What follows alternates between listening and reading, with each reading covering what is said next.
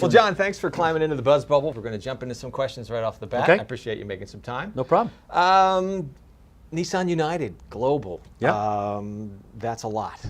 That's a challenge to maintain consistency around the world with the brand. You know, how does one go about maintaining that consistency from culture to culture? And well, we're just getting this thing going now. Nissan United was really formed out of a request from Nissan globally and a desire from our perspective. We've been working with Nissan for over 25 years, and it's all within Omnicom with TBWA and OMD and Interbrand and many other companies around the world. And essentially, it's been so decentralized for so many years that the brand stands for something a little bit different in every market. Right. And in order to really grow a global brand, in order for your brand to have higher value, and that's really what we're trying to do is build brand value, we really need to find that right kind of consistency. And that's started with things like our tone and manner and our look and feel and VI guidelines and what have you, but it's moving to everything that we do, how we do our investment, how we follow our vision of innovation and excitement. Innovation that excites, our brand positioning statements, innovation and excitement for everyone, and how we just start really bringing the world together. So we have teams, we have a headquarters team here, and then teams in all the regions, and people are just working in a far more integrated fashion than ever before.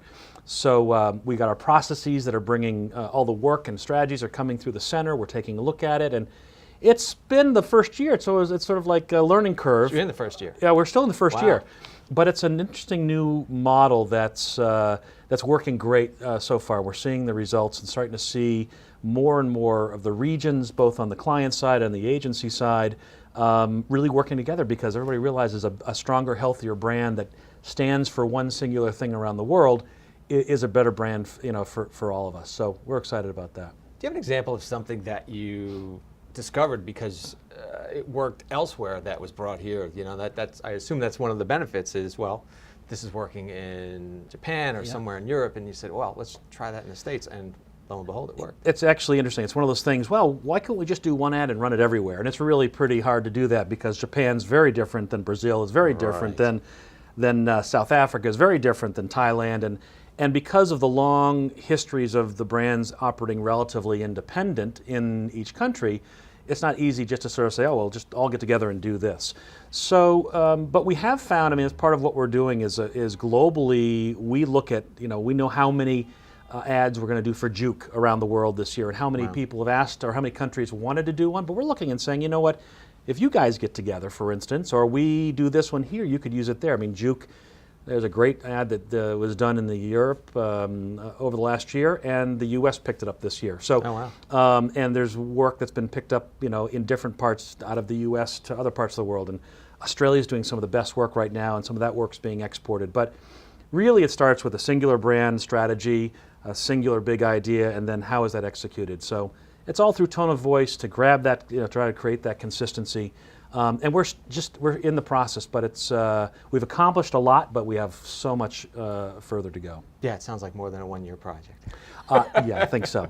One of the things that we're working on right now, which is kind of interesting, is really this tone of voice. What is our tone of voice? And if you take a look at some of the best brands around the world, and I worked on Volkswagen for about 10 years in a previous life, to me, if you look at an ad for Volkswagen anywhere in the world, it seems like there's like one copywriter in the world who's sitting in a room writing every ad because it sounds the same, it feels the same, it's a Volkswagen ad. I think Harley Davidson has that same consistency, and it's the look, it's the language, it's the tone of voice. Globally, globally, yeah, globally. You take an ad, Axe. Take a look at Axe. I mean, they have a singular proposition. If you, as a young male, spray this stuff on you, it's going to happen, right? Right. So, and it's expressed. Pretty universal. It's a universal message. But we've taken a look at, as we've been studying this, we've taken a look at their work, from the U.S., from Latin America, from South Africa, from around the world, and wow, you feel like it's one brand. I mean, right now and historically for Nissan, admittedly, I'd say, and TBWA is the agency around the world, but if you look at Nissan around the world, there's a lot of different copywriters. There's not just one copywriter. sure. So as we are, that's one of the big projects we're working on right now, as we're bringing it closer together. How do we find and how do we use the same voice? Doesn't mean it has to be the same ad or the same voiceover or the same construct, but how does a Nissan ad feel like a Nissan ad? Or how does a Nissan experience, I should probably say, feel like a Nissan experience? So it's not just advertising, it's in the stores, with the dealers, with the way the loyalty programs work. They're doing on the product side. I mean, Nissan's doing an amazing job. How does a Nissan drive? They can turn this dial or turn that dial. It can be harder, it can be softer rides. What's the Nissan way? So a lot of these companies are doing this, behind the scenes, and we're trying to engineer, if you will, the brand to also communicate itself in a particular way like that. Is there a global brief? I'm sure there's a North America brief. Is there a goal to have like kind of one brief that everybody can get around? Well, or is that too much? That's kind of... I think that there are some global brand briefs. I mean, we're in the process of doing a new brand expression globally that will be and it's hard to do those that are going to work around the world and still not be vanilla. Target's different. Right? But if for instance, there's the next Frontier Navara, it's a product that's in many parts of the world, is coming out. It first launches in Thailand, then it goes to Australia, then I think it's in Mexico, all before it gets to a market like the US where the Frontier is huge. So, historically we'd have, Thailand would be working locally and they'd do all their ads, and nobody in global would see them, and then Australia would do theirs, and then Mexico would do theirs, and maybe they do need to have different executions, but why don't we have a singular strategy? What's a singular brand idea that might be executed in different ways? Right. That's kind of the next step of where we're headed. But more global, I don't know, it's not like global control or global takeover, but just more global discipline, more consistency, so that the brand truly can stand for something more than just a product in an individual market. Right. At the BuzzBubble, we always follow the great work. So I'm a huge Leaf fan. I'm a Leaf driver, a fanatic. It was the gas-powered everything TV spot that got me, and Happy Birthday TV spot that closed the deal for me. I was like, oh, it's been a year. It's viable. It's here. Wow, I'm going to get one tomorrow. Yeah. So what's the climate around the EV? I don't know. Some of them call it the car wars. What's the climate around that right now? Yeah. Well, I'll tell you. First of all, I'm a fanatic myself. I was one of the first people in Tennessee that got one. I think the governor got one before I did. I was living in Tennessee at the time, but I had my VIN number. It's the VIN number. It's 000000325. So I was like, I've got the 325th one, and I got to tell you, I was a believer, and I think it's one of those for 100% electric. Yeah. I am such a believer in the product, and it's so surprising. And the reaction has been the same. I think we've talked a little bit about it, but I love getting people. I got my CEO in the car for the first time, and a couple of other big guys. And so there were 4 of us, maybe it was 5 of us, but we were in the car. Sitting comfortably? Sitting comfortably, Everybody's always surprised. Just going, he's like, turn it on, it's on, and you start going like, oh, this is nice, and everybody has that expectation. Then you put down the accelerator, get that torque going, and suddenly you're going slightly more than the speed limit down the highway. And like you get there quickly. And they're like, wait a second, and he was surprised. It's a product it's fun to drive, and it's one of those you have to experience. I mean, I think it's kind of like when people first heard about an iPhone, they're like, or a smartphone, what's this? And then when you experience, you're like, oh my God, I got to have it. Now, Leaf and EVs, 100% EVs anyway, have, it's one of those barriers to change. Is it expense? Is it range anxiety? But I think as you see, Nissan Renault just sold its 100,000th EV last month. 100,000. Okay, that's a lot. Yeah. The Smyrna plant is the largest battery plant in the world now, down in Tennessee. The investment's there, and you can begin to see right here in the States, which has brought the cost down as opposed to bringing it, out of Japan. I get all the naysayers, and they say, well, the footprint of bringing those batteries over on the diesel-powered, no, it's right here. Yeah, it's here. I mean, listen, I think that everything in the world. I mean, when you come to pure green. I mean, okay, just ride your bike. Okay, I think the reality is a lot of the people did it initially. The very earliest adopters wanted it for that green factor and that badge and what have you. But but it's a viable car otherwise. I mean, Oh yeah, my and it's daughter. not a station car. I mean, people say, "Oh, is it your station car?" No, I drive it every day. Live in Long Island. I have a client in Fort Lee, and go back, and yeah, it's great. Yeah, you know? I mean, listen, it's not for people who are going 200 miles a day. I mean, or if you, and it's really refining. It's two-car families or two-car people in the United States. It's different in Japan. It's different in Europe. In Norway, a couple of months ago, it was the second best-selling car behind the Volkswagen Golf. An EV. They have great incentives. They're very progressive from an environmental perspective, but really, we've moved away from that environmental conversation. You talk about gas-powered everything. You talked about the Happy Birthday, the Polar Bear Journey to Zero. That was very early adopter. That's really not the message because everybody wants that, knows that already. Right. At this point, it's that how does it fit into your everyday life? And oh, by the way, it's really exciting and fun to drive. Fun. Yeah, there's no compromise. My daughter learned to drive on the Leaf. Me too. Got her license. So she only drove EV Yeah, until she had to get something else, and she wasn't going to drive a Leaf because she wanted. I'm not letting her drive my Leaf. She my daughter took the test, but I got her something else. She it was funny because this past weekend she just because part of the deal is I said you have to buy your own gas. I'm not buying the gas for your vehicle, and I was like, if you want to have a Leaf, you get free electricity at home. And of course, for her, I thought that was an advantage, and for me, I knew she wasn't going to go 3 states away, not quickly anyway.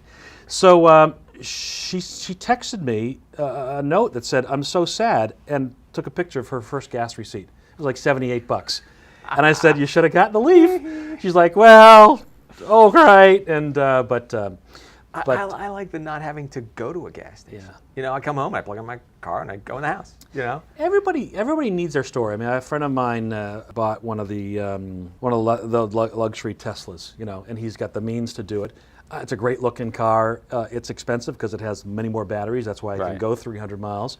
But he says, John, I'll count. And then again, his valuable commodity is time. He does travel. He says, listen, the amount of time, 10 or 15 minutes at the gas station, the amount of time I travel, I figured out it was like 6 or 7 days of my life, and I calculated that out as how much money I'm making when I'm on the road. Yeah. And he realized that was his rationalization. But really, when you get to EV, is it yes or no? Is it going to be a success or not a success?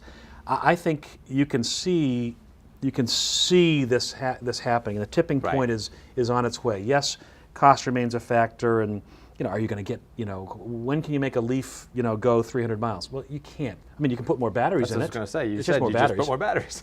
Because it's not practical. The best example for me was someone said, a computer used to be this big and now it's this big. Right. It's because it's technology based, but this is chemistry. Batteries are chemistry. So each of the batteries is so big, they're only going to be able to get it so much more efficient and smaller weight, but they're not going to be able to make it this big, so you can just power your Leaf on a battery this big. So it's not going to happen. But I think that the acceptance is there, and the more people that drive them, they go, wow, I can't believe it. As the price point has come down, that's going to make it better. More competitors in the market. It's going to bring more acceptance, and I think it is definitely going to be on its way. And I think there's a lot of discussion as to 100% electric versus like the Volt, which is, I'll call it a compromise. You guys took a direct stab at it with the gas-powered everything, which I loved. Yeah. Let's not beat around the bush. But I think that, that's it's $10,000 more for basically a hybrid in many ways. Right. Now, I'd say get a Prius. They're darn good cars. Now listen, they're 100% electric for 30 or 35 miles, and then it's a backup, with the backup power plant. But why carry 2 power plants with you is kind of what I look at. I love that they don't qualify for the HOV in Long Island because they are the gas-powered engine on it is not efficient enough, so they don't qualify. Listen, I think there's lots. Sorry, I have a little too. I applaud them for listen. Everybody's trying different things to find out where the market's at. So I don't. But for me, I do think electric, 100% electric. It's bound to continue to improve. But if you're a family, one of my rationalizations was, okay, well, if I have a big trip, switch the wife. She's got a short trip relatively. Yeah. We don't switch. I mean, I rarely switch. Yeah. But that is another safety valve. If it's a good family car because if and it's made me a thoughtful driver.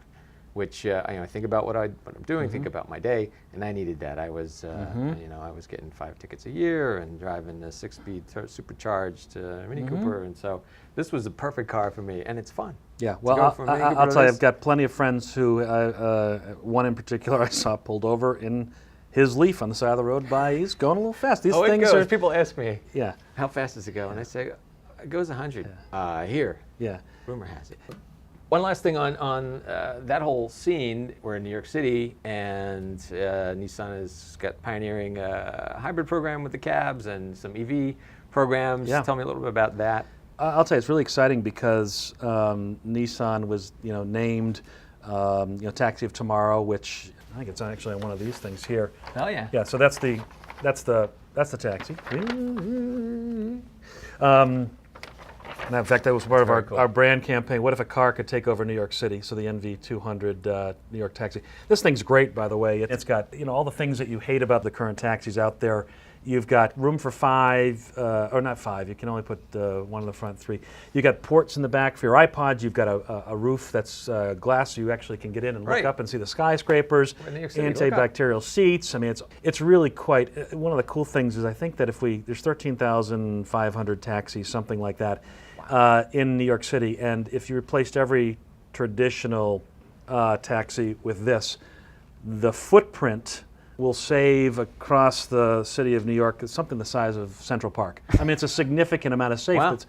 So now it gets rolled out. People aren't going to, people have to start taking them on there, but it's really great. Again, just like Leaf in general, it's a great brand statement for Nissan. Right. But yeah, right now they're piloting 6 Leafs that are going around the city as a pilot program. Right. And there's a great article I read just a few weeks ago, an interview with one of the guys who has it. I think it's a program he rents it for. He's renting it for $1 for the year in exchange for. And he says, listen, I have to stop and I go to the quick charge station, so I got to take 15 minutes out of fares, and I plan if I'm going to go to the from downtown to the airports and what have you. But he says, I make a little bit less in my fares because I'm going a little less far, but the tips are a whole lot better because it's such a great experience. And he's not paying for gas. Right. So the net is that he's actually making a little bit more money. And it's really efficient on the local streets, I find. It is. Well, and the fact is I've you've seen got the number go up as I've been driving. when I drive locally. You find, I think, and again, you take a look at the computer systems and they're gauging your efficiency and how much battery you have left, and how do you optimize your driving. I mean, it's really smart. It's intuitive. It thinks ahead for you, and they keep improving those computer programs. So it's I think the test is going to be great and show that it's actually viable. Listen, it's configured a little bit differently. It's a hatchback, 4-door. This is the Taxi of Tomorrow will be it's like a small van with a lot more room in it. So right. If you get off the airplane with one of those massive things, you're not going to throw it in the back of the taxi. But it's the test for the technology, right. which the technology of electric and even hybrid can go into various vehicles. So it's all being studied, but it's really cool. Love it. Let's talk a little bit about the changing agency model. Yeah. If you had to single out the #1 challenge, and of course we would like to hear a remedy, a solution. So what's one of the biggest challenges in this changing agency model that we have, the evolution of what we're all doing when we get here in the morning? I guess my vantage point now is really of working with global clients. Right. And so, and really the global client, what I think is kind of interesting now is I started the business, a million years ago, which you can tell by the beard, which I would have shaved off, but I just got back from vacation. I'd have tan lines like here. It would have looked a little odd. So planning, but I would have done the same thing. So, but back in the day, it was, listen, it's a full-service agency model. You're all under one roof, and I've got my, of course, you had your account people, your creative people, and your media people, and that's what you had. Maybe you had a little PR over here, maybe you had a little design over here, but that was your core agency model. And then, through specialization, consolidation, client desire for, for specialization. All of a sudden everything got sort of unbundled, right? And so media agencies became specialized, digital agencies cropped up and became specialized, and design agencies and direct marketing agencies, and everybody all sort of got separated. But what I'm seeing is, and I feel it all the time, is that the clients that I'm seeing really are saying, hey, wait, I want the benefits of the specialization, but I want you all to work together. Right. Integration. And it's kind of that integration and come on back and all work together. I mean, that's basically the model that we're doing at Nissan United, is that we have people from TBWA focused on content. We've got people from OMD focused on investment and targeting and media. We have people from M&A who are focused on public relations. And we have people from Interbrand who are brand strategists, brand engineers. We have people from lots of different disciplines. They are all Omnicom, but what they do is they have an office here, and we are here multiple days a week. We talk on the phone if we're not together. We have phone calls together, we work together, we're looking at things together, we're proposing ideas together, so it's like one team. Yet each of the individuals are going back to their agency and are there on a Monday or a Friday or half a day here. And so they're still gaining that expertise. So they're not siloed. I mean, some of the models I've seen, you got 1,200 people in a building dedicated to the client across the street. We won't name names in Detroit, but that's great for integration and communication and client service. But are the individuals really able to be going back to this touchstone? And so I think we have a bit of a hybrid model where we're not all sequestered in one building and not growing in our respective fields and gathering information and bringing new ideas in. And we're not all separate and never getting together. So this is a good hybrid model that I think, and I think that's what clients want. I mean, the clients are expecting through Nissan United globally, you guys figure it out. You guys, you have an issue over here, you figure it out. You got an issue over here, you figure it out. So we're doing it within Omnicom, but I had a couple of meetings earlier today with a company that works on the motor shows, and they've said to this motor show company, hey, you guys have to go through Nissan United. And we had a great meeting, it was right before you came in, talking about what we're doing, and they were like, wow, this is what we're doing, but we'll take some of this. And all of a sudden, what's going to happen in Frankfurt in a few weeks is the clients are all going to be there. They know that we're getting together, but they're going to go, wow, look at how it's all worked together. We've got to make it seamless behind the scenes, make it easy. Clients are wanting us to help solve those problems of integration so they don't have to do it. And it's harder for them to do it. They've got enough challenges. Yeah, right. So specialty and integration, not exclusive. So New York City, LA, I heard Rob might be in the house, but I love to talk agency culture, and I don't know how often you get out there. I know you came from Nashville and you've been here for a year. A year. What's your take on the bi-coastal agency and the differences in the agency cultures? Well, it's interesting. I never worked in the LA office. I mean, I would go out there quite a bit, but I was living in Nashville. Most of the team was actually in LA, so I would go out there once every 4 weeks or so, or 3 weeks or 5 weeks or whatever, and be with the team. And I love the LA culture. That office out there is fantastic. It's big, it's wide open, it's very creative. It's maybe come in a little bit later, definitely stay a whole lot later, and it's a great culture out there. In New York, and again, I don't feel like I actually work in the New York office of TBWA. I mean, I am in some of their space, but Nissan United is really carved out to be its own entity. I mean, we've got TBWA Corporate, and then Chiat Day New York is upstairs, TBWA New York is upstairs. And so I really haven't spent much time in the agency, but I guess what I've noticed is people are, I don't know, it just feels like there's a little bit more going on. You're getting a lot more done, a lot quicker. Yeah. And it's just not as, it's a little more relaxed. It's a different pace. It's not like. It's a different pace. It's just a different Not pace. right or wrong. Well, I think both work. It's fit for each person. I love LA. I love the vibe. Yeah. I'm there 10 days. I gotta get out. Yeah. Well, I'm a Boston guy originally. I grew up at Arnold in Boston, and it was a very familial feeling. It was a very nice place. We had a lot of great clients from the Midwest because I think we had a really easygoing, nice way. I mean, creative way, strategic, smart, but really nice culture. So every agency's got its own culture, but sometimes I think it is city dependent. But I've only been here a year. I swore I'd never live in New York. I guess I don't live here, but I'm having a good time. It's pretty cool here. I like it a lot. Good to be a New Yorker.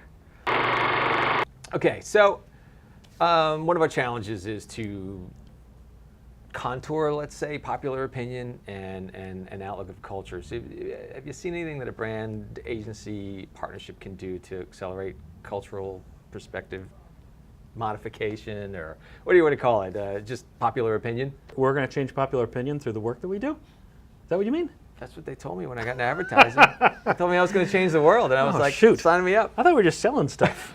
I feel that the best communications, and again, I don't even want to call it advertising anymore, but the best content, best communications is oftentimes a reflection on what's happening in culture. Right. And maybe articulated, re-articulated in a way that is relevant for whatever the brand is. But I think that the world is, it used to be that agencies and agency work, I think, was driving a lot of popular opinion or cultural opinion. I think it's just because of social media, it's changing so much. I mean, the individuals who are posting and living brands every single day out there on their Facebook, Twitter, LinkedIn, Vine, Instagram, Pinterest, whatever it is, that is so much a part of what's shaping people's opinion. And I think that I've always felt that the best advertising is word of mouth, right? So sure. you believe, you may not believe a company or an advertisement but you're going to believe what your friend has to say or what someone you trust has to say. And I think that that's changing and shifting popular opinion and culture more than brands are. I think brands still are able to do it, but the brands that are most successful are the ones that are listening and are most in tune and then riding the wave and maybe finding their own way to fit into it. Do you think it's pushed transparency? So, we all they say, be careful what you wish for. We kind of got it. We always wanted to be in front of them, integrated into their life. Now we're there. We're in the conversation, and it better be good. It better be sincere, So that conversation of transparency, depending on what department you're talking to in the brand side, it can be difficult. Well, I mean, I think it's holding brands' feet to the fire, right? I mean, you can't hide behind corporate speak. You can't hide behind just an ad. You can't hide behind the press release. Yeah. I mean, it's being decided for you. And if you, and I think the brands, again, that are being most successful are the ones that recognize and understand it, appreciate it, and are willing to engage on the terms that are set by the public.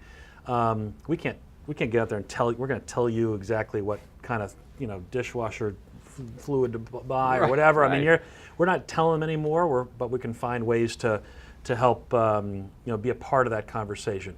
And again, consumers are far too savvy now to just to be told, manipulated. So I'm with you on that. I think it's something that's changing. And again, the ones that are they recognize what's happening in the world. They're recognizing what's happening with their potential customers. They're recognizing where their brand truly sits, and they're being true to them. The brands are being true to themselves and find their way to fit in. Some brands are arrogant. Some brands are confident. Some brands, what's their voice and what's the voice they want to portray, no matter where it is. How do you respond to a crisis? How do you respond to some negative feedback that comes in? What if you screw up? I mean, listen, companies make a mistake. Right. How do you handle that? I mean, you see a lot of brands handling that latest tax crisis, for instance. You're actually hiding taxes by being off overseas. A lot of different companies have done that. So how do they handle it? How does the brand handle it?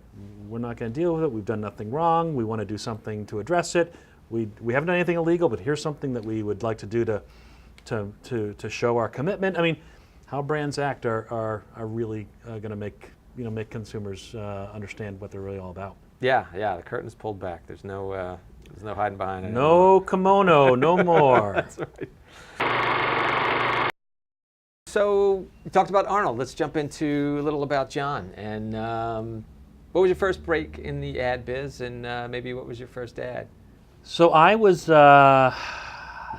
in college. I was an English major and a French and philosophy minor. So I was really headed towards a very smart career. I had no idea what I was going to do. But in high school and college, I worked at McDonald's to put myself through college. And it was about my junior year. I said, I don't want to be an English teacher when I grow up.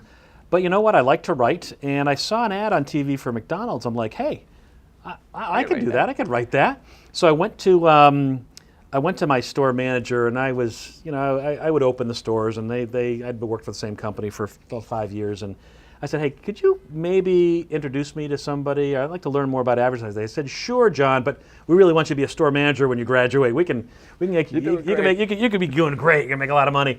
I said, yeah, but can you introduce me? And so I went to a co-op meeting, and it was when Arnold and Company introduced salads to the co-ops. And so I sat there and I watched as they played the TV spots, and everybody was on stage and doing all the theatrics. I'm like, that is great. I want to do that. What do you want to do? Oh, I want to be a copywriter. So they set me up to, it was after my junior year, to go and meet a copywriter. Scott Ramsden, I remember the guy's name. We didn't work together for too long, but he said, so, here's something I do. And he pulled out a billboard, and it was the McDonald's M logo. Yeah. It was M-M-M-M. And it just won Obies and Effies and cans and everything around the world. Oh, he said, I just did this, and all his metal, and I'm looking at him like, okay, so I can't do that. So I went over and became an account guy. I got an internship during my senior year. I'd come down on the Greyhound bus from UNH 2 days a week to Boston, and would work. I worked in the new business group, and just had a lot of fun. And they offered me a job when I was graduating, and so then I jumped into Arnold, and I was there for a better part of 20 years. And probably my first ad, it had something to do with Blue Cross and Blue Shield, because when I was in new business as an intern, I participated and they won the pitch, and then when I got there, I was assigned to Blue Cross and Blue Shield. So it was probably a print ad for HMO Blue. They were introducing their first HMO. So yeah, it was probably the first ad. What was your favorite ad? Of all time? Of your own. Of my own? You had some part in. Well, I've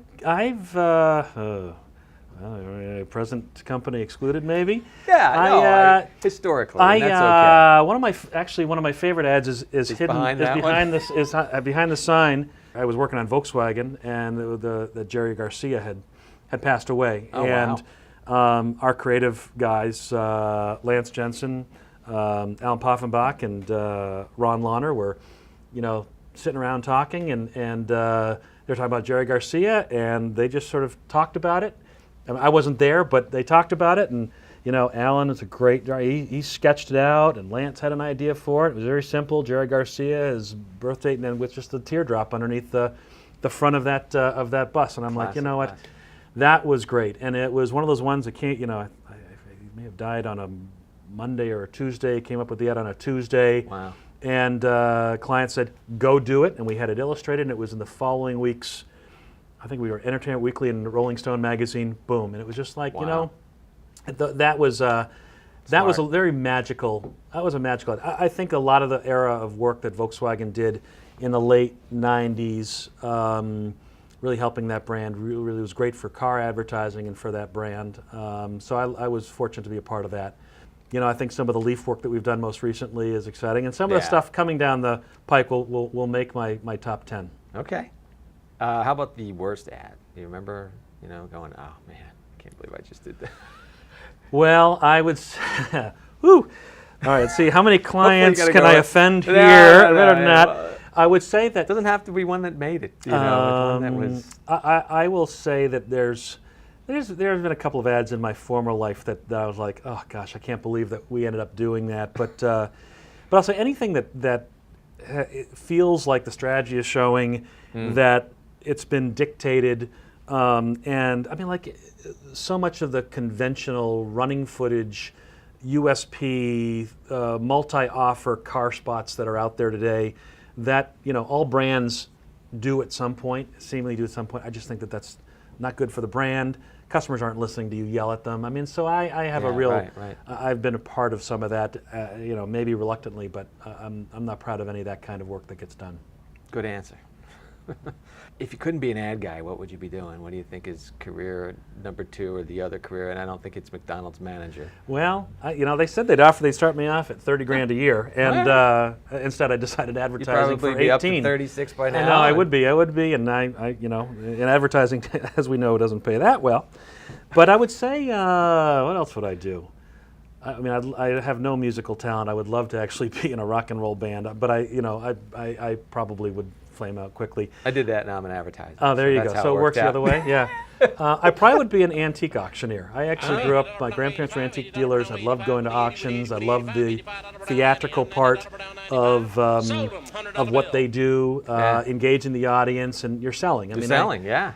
And even though I once did an ad for, I once did a small job during a summertime trying to sell. I did it for 2 weeks. So miserable. I said, I hate sales. I'll never be in sales. I guess I am in sales, right? Yeah, we're all in But, sales, but yeah, we're in messaging. I would probably be an antiques auctioneer. Fair enough. Let's jump into the buzz round, because I think you did a great job addressing the digital part buzz of what we round. know. So, buzz round. The buzz round. Rapid fire questions. So, here we go. You ready? I am. What's the most overused word in the ad game? Impactful. Okay. What's your favorite ad that somebody else did? And I'm giving you license to say whatever you want, not that I have any power over the people. I have to say that some of the earliest Volkswagen work from the 60s, to me, stands as the test of time as some of the best communications of all time. Great. Ginger or Marianne? Marianne. Okay. See, yeah. Huh? Yeah. I'm with you. 3 personal passions, if you had to, you're just on vacation. Did you chase any of those passions? I like whiskey. Okay. That's good. I got some whiskey over there. I like salty meats. I'm a big fan of I like trying different kinds of cured sausage. Well, like the hard sausages. Ooh, yeah. You try to find those anywhere I can go. Castle advertising signs. I have a bunch of antique Castle advertising signs in here in my home office, so that's a big passion. I try to find them all the time. That's out of India, as a matter of fact. So Very pretty cool. Yeah. All right. Steak or tofu? Mistake. Okay. What's I get a tofu? different answer usually on tofu. the other coast. What should it say on your tombstone? Now I'm asking you to be a copywriter. Copyright? You can't. Well, a tombstone. That's a long way away. Yeah, right. How about that was a good 100 years. Fair enough. Okay. Let's hope I make it that far. I have the salty meats and scotch. I don't know if it's going to happen. Here lies. No. Yeah, exactly. So you're a fireman. Yep. Driving the engine or in the back steering the ladder? God, this is like some psychology test. Raw I think the steering the ladder would be actually more fun. I'm a driver of the engine, but boy, steering that ladder probably takes a little bit more. I want to be out there. You're flying around. I'm going to steer the ladder. I like that. And the final one, what would be your theme song if you had one? Theme song? Yes, Jon Castle theme song. Oh boy, Dream On. I don't know. Let's see. Boston. Maybe that's about as well as I can do. There's probably a James Taylor story in there somewhere. I like his copywriting, so to speak. So fair enough. Hey, I got a question for you. Sure. Okay. I don't have a theme song. You're gonna have to use this one. In the history, you can choose any 3 musicians to go see live, bands, individual, whatever, of all time. Who would the 3 be? Dead or alive? Dead or alive? Zeppelin with Bonzo. I'm a huge John Bonham Yeah. fan. I'm probably going to go back to that era and say they're all going to be dead. That's okay. Dead's okay. That was an open question. Jimi Hendrix. Yep. And number 3, the Beatles together. Yeah. The Beatles as a band. So I'm good with you on Hendrix. Okay. I'd have to go see Miles Davis with Coltrane. Wow. That is, unbelievably have to do that. And why wouldn't you go see Mozart? Come on, Mozart would be pretty cool. Or Beethoven, one of those guys? Come on. I know. And I'm with you. I love classical saying. music. I'm just thinking, I'm a fidelity guy, and I'm wondering how it sounded back then. That harpsichord playing. Yeah, right. Anyway. All right. Amadeus, another dead guy. We love the dead guys, right? John, thanks so much. It was a real pleasure. All right, thanks for having me. Thanks very much. Appreciate it. BuzzBubble out.